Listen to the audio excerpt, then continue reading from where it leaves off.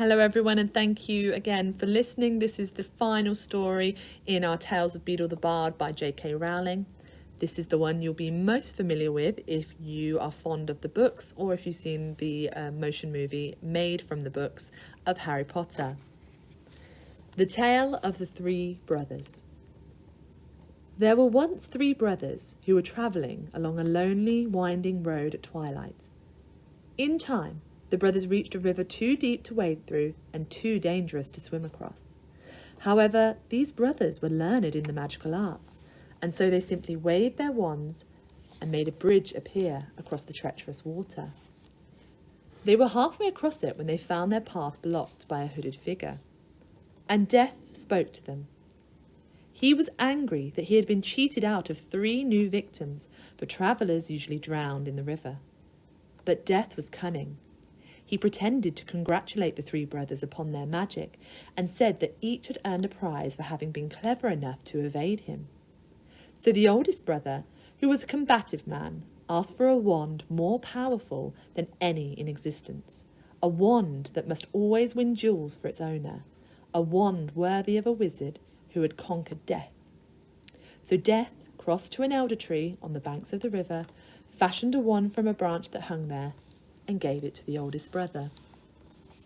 Then the second brother, who was an arrogant man, decided that he wanted to humiliate Death still further, and asked for the power to recall others from death. So Death picked up a stone from the riverbank and gave it to the second brother, and told him that the stone would have the power to bring back the dead. And then Death asked the third and youngest brother what he would like. The youngest brother was the humblest and also the wisest of the brothers, and he did not trust Death, so he asked for something that would enable him to go forth from that place without being followed by Death. And Death, most unwillingly, handed over his own cloak of invisibility. Then Death stood aside and allowed the 3 brothers to continue on their way, and they did so, talking with wonder of the adventure they had had and admiring Death's gifts. In due course the brothers separated, each for his own destination. The first brother travelled on for a week or more, and reaching a distant village, he sought out a fellow wizard with whom he had had a quarrel. Naturally, with the elder wand as his weapon, he could not fail to win the duel that followed. Leaving his enemy dead upon the floor, the oldest brother proceeded to an inn, where he boasted loudly of the powerful wand he had snatched from Death himself, and of how it had made him invincible. That very night, another wizard crept upon the oldest brother as he lay, wine-sodden, upon his bed.